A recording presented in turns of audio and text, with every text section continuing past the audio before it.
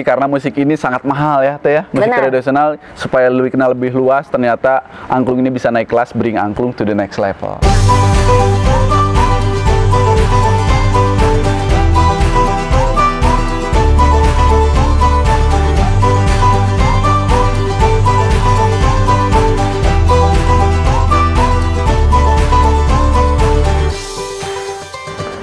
Balik lagi, hari ini mau bikin sebuah video kembali di Ruang Tamu Ayushi. Setnya istimewa sekali, kita sudah berada di Bobber Backyard.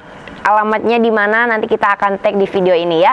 Yang pasti buat kalian jangan lupa untuk subscribe, like, dan aktifkan lonceng notifikasinya. Kira-kira siapakah bintang tamu yang akan datang di Ruang Tamu Ayushi kali ini? Gak usah berlama-lama, kita panggil aja langsung. Ini dia, Mansur Angklung.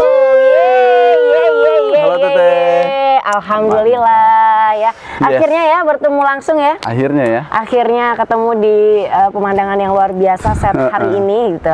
Kita mau ngobrol banyak sama Mansur dengan pertanyaan-pertanyaan surprise. Aduh, dadakan ya. Dadakan benar. Mansur ini sudah banyak dikenal orang lah. Alhamdulillah. Dengan nama asli Mansur Praditya. Benar. Di saat teman-teman milenial kaula muda mungkin sudah banyak yang melupakan alat kesenian tradisional, justru Mansur mengulik dalam tentang angklung. Kenapa harus angklung? Kenapa harus angklung? Ya. Nah, karena ini bisa dibilang istri kedua. Asik. Istri kedua. Ya. Okay. Karena memang angklung ini alat musik yang unik salah satunya dan memang kebanggaan Indonesia. Kenapa? Karena kalau kita dengar suara angklung pasti udah tahu itu angklung gitu kan. Klung klang klung klang, oh pasti itu angklung gitu. Dan ini menjadi salah satu alat musik terunik di dunia bahkan, dan warisan budaya tak benda dari UNESCO juga, asli dari Indonesia. Benar, itu yang istimewa sekali. Tapi kalau ngelihat dari angklung sendiri ini kan gede, ribet, mau dibawa kemana-mana. Tapi justru kenapa Mansur lebih getol mendalami si musik angklung ini gitu? Ya karena angklung ini punya potensi banget. Teteh Ayushi, teteh atau apa ini? Jadi, bebek. Jadi angklung ini potensinya gede banget. Saya setelah terjun ke dunia musik, khususnya angklung ini, ternyata alat musik angklung ini sangat potensinya untuk dikembangkan, bahkan menjadi identitas saya gitu ya, Mansur Angklung gitu. Bisa aja Mansur gitar, Mansur string dan lain sebagainya. Tapi ternyata angklung ini bisa jadi identitas saya, jati diri saya. Angklung ini bisa membanggakan saya sendiri, bisa membawa saya ke luar negeri, keliling dunia bahkan, dan bisa dikenal oleh orang luas. Nah, ini kan Mansur berhasil menggabungkan si kesenian tradisional dengan musik elektronik gitu. Betul. Kan. Itu awalnya gimana ceritanya? Awalnya saat negara api menyerang. Oke, dan Bandung Lautan Asmara mulai menggelora. Hai. Kan itu kan Avatar The Legend of Aang, ini Mansur The Legend of Angklung. Itu dia. Jadi awalnya waktu kolab sama musik elektronik ini waktu ke Jepang. Mansur ditugaskan ke Jepang bersama DJ ternama di Indonesia, namanya DJ Ari Irham. Dia masih muda, masih di bawah 15 tahun bahkan ya. Saya waktu itu masih 17-an, 18-an lah. Dibawa ke sana, kita mewakili Indonesia, dan ternyata angklung dan musik elektronik ini bisa match, sangat-sangat match, chemistry-nya dapet, dan hype-nya edan banget waktu di Jepang, penontonnya wah. Gitu. Setelah kita balik ke Indonesia, kita buatlah konsep. Ya udah, kenapa kita nggak buat konsep aja, ini DJ Angklung, bukan Jelangkung ya, DJ Angklung. DJ Angklung. Bukan Jelangkung. Jadi kita buat konsep ini Angklung featuring EDM bareng DJ Ari Irham, dan saya bikin grup namanya Future Ethnic, dan sampai sekarang saya pun bikin project solo saya, Mansur Angklung. Tapi kalau ngelihat si instrumen tradisional ini kan bertolak belakang gitu sama musik modern gitu. Ya, nah, betul. Sesulit apa Mansur mengerjakan aransemen musik tradisional ke musik elektronik ini? Sebenarnya nggak terlalu sulit ya, kalau misalkan kita udah ngerti musik ya. Teman-teman di sini yang nonton mungkin paham betul musik seperti apa. Ternyata musik ini universal. Musik tradisional pun sudah universal karena menggunakan scale diatonik kromatis. Udah do re mi fa sol la si do, bukan lagi da mi na ti la da. Jadi sangat mungkin dikolaborasikan dengan pop, jazz, blues, bahkan electronic dance music ini. Gitu. Emang buat Mansur sendiri sudah berapa lama menekuni si alat musik angklung ini? Untuk angklung ini waktu tahun 2012, berarti udah 9 tahun ya? 2012. Semenjak pertama masuk kuliah. Tapi kalau musik tradisional, waktu saya SMK, karena saya SMK juga seni, jadi saya belajar gamelan, suling, kecapi, gendang, dan lain sebagainya itu di SMK 2009. Oh, tapi gitu. Waktu perjalanan berproses itu dari Mansur sendiri sampai membentuk sebuah grup, sampai sekarang masih atau akhirnya sempat pecah dulu baru sendiri? Sempat band-bandan bareng angklung ini, namanya dulu Pabrik Bambu, saya yang mendirikan juga, ada di kampus ISMI Bandung. Sampai sekarang masih ada bandnya, tapi saya keluar dari band itu, saya membentuk image saya sendiri, Mansur Angklung. Waktu itu saya band-bandan reggae, sering banget reggae, ska, waktu itu lagi hype ya. Terus lagu-lagu indie kayak 420 dan lain sebagainya saya cover, dan saya pun terjun ke dunia jazz sampai diundang di Java Jazz 2 kali waktu itu. Bareng Jadi, band saya. Mansur sering bergonta-ganti genre ya? Iya, karena harus nyobain lah benar. Kita sampai menentukan identitas yang pas gitu sama Mansur. Pahit manisnya genre itu gimana, tapi ternyata elektronik ini yang paling konstan menurut saya gitu. Berarti selama hampir 9 tahun ya 9 tahun. Ada di industri musik ini dan menekuni si alat musik tradisional sendiri. Buat Mansur sendiri udah melahirkan sebuah karya orisinil sendiri berarti ya? Kalau buat sendiri, saya sendiri itu belum ada. Tapi sistemnya saya kolaborasi teh. Karena mungkin kolaborasi kan sekarang zamannya bukan kompetisi ya, kolaborasi. Saya kolaborasi dengan DJ, saya kolaborasi dengan rapper, kolaborasi dengan penyanyi, bahkan dosen saya sendiri. Saya buat lagu rock gitu ya. Tapi lamun itu bahasa Inggrisnya apa ya? Kalau saya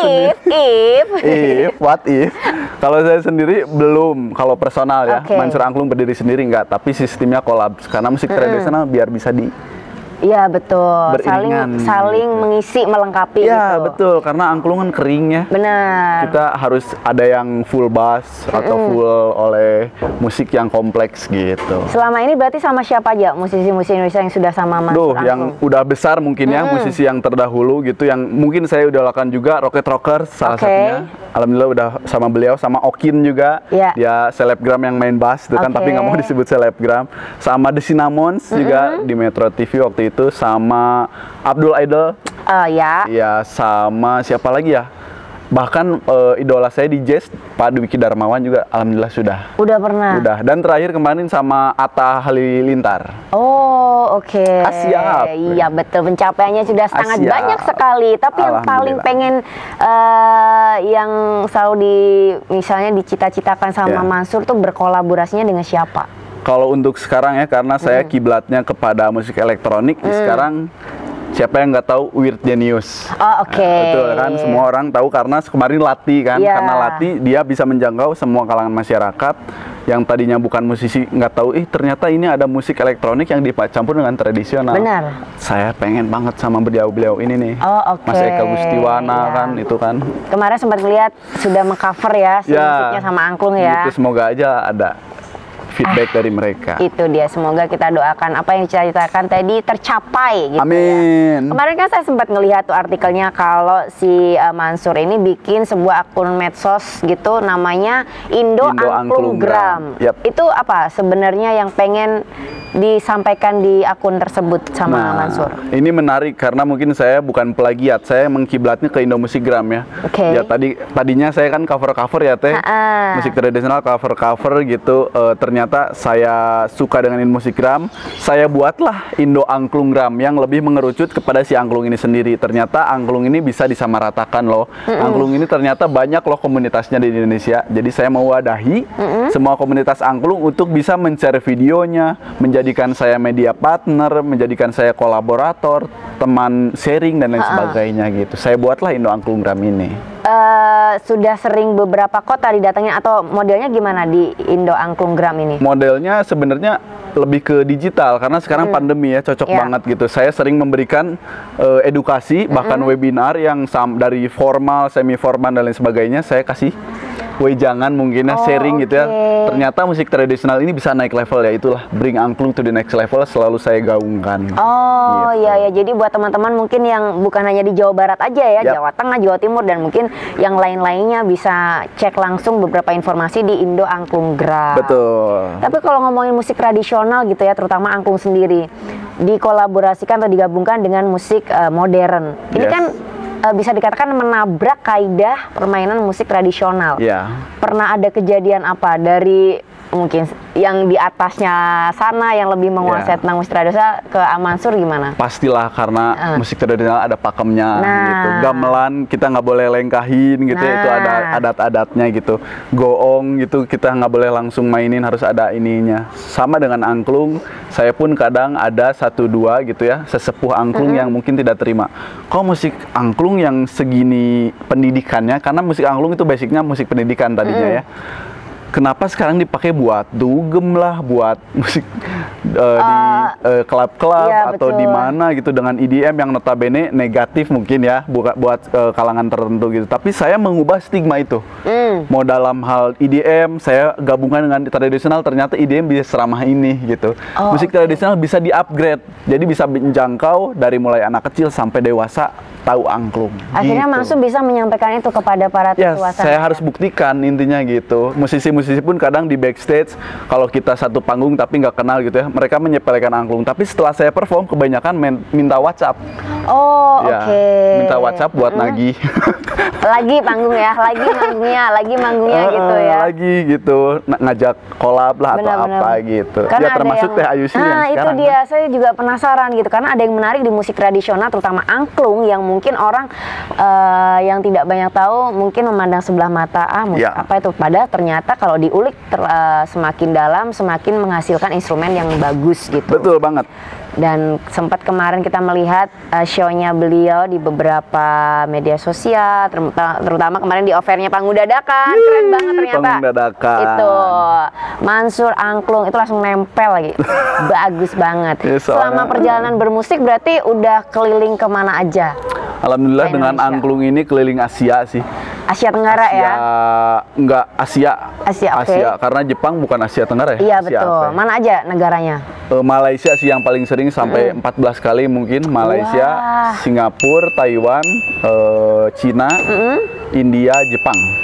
Oh, India juga acak-acak gitu. Acak-acak ya. Tapi yang batal banyak. Yang batal banyak ya, karena pandemi. Pandemi, Jerman, Frankfurt, Liverpool di Stadion Anfield, Rumania.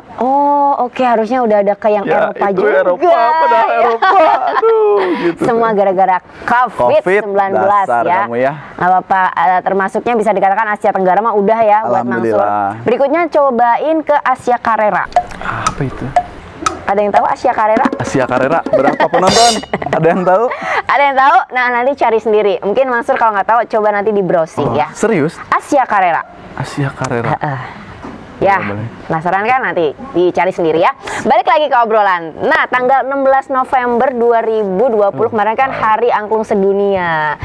Mansur mengerjakan atau melakukan atau membuat apa di hari yang fenomenal itu? Pastilah, karena saya penggiat angklung yang mungkin kayak Hari Musik Nasional, semua musisi bikin resolusi atau bahkan movementnya. Saya juga sama Hari Angklung Sedunia, saya tiap tahun selalu bikin movement, mau itu sebuah gerakan campaign atau event off air gitu. Kemarin saya main angklung, saya bagiin ke semua audiens, saya memimpin di depan main satu lagu gitu. Dan setelahnya saya main angklung EDM ini gitu biasanya. Ada edukasinya, ada hiburannya, dan mereka merasakan cara main angklung itu gimana. Gitu.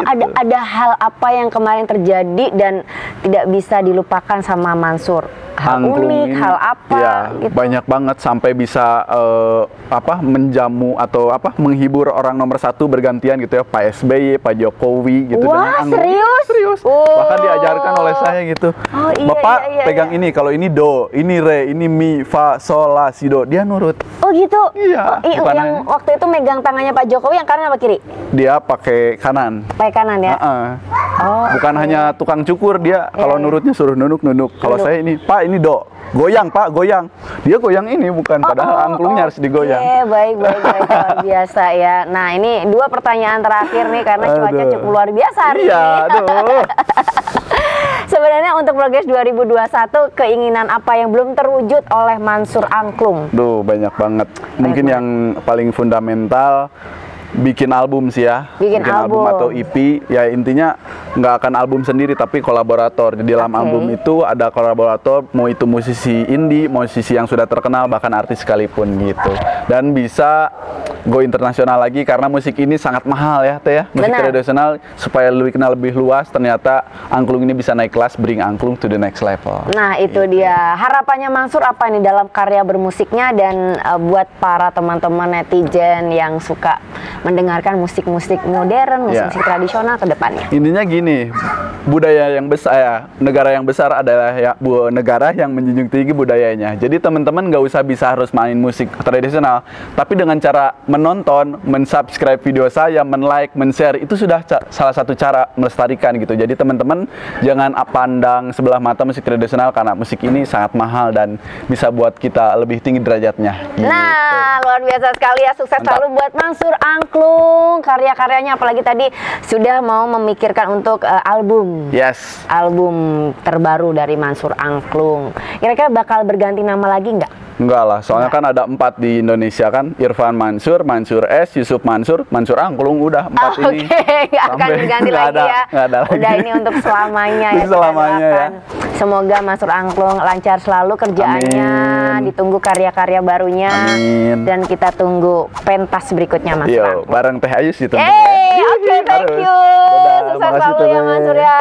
Jangan lupa buat subscribe YouTube channelnya Mansur Angklung apa? Iya, MANSHUR Angklung, ada Mansur Angklung. Follow juga Instagramnya Mansur Angklung. Semoga video hari ini bisa menjadi motivasi buat kalian berkarya lagi dan jadi edukasi untuk musik tradisional dan musik modern. Yes. Thank you. Sampai ketemu di video berikutnya.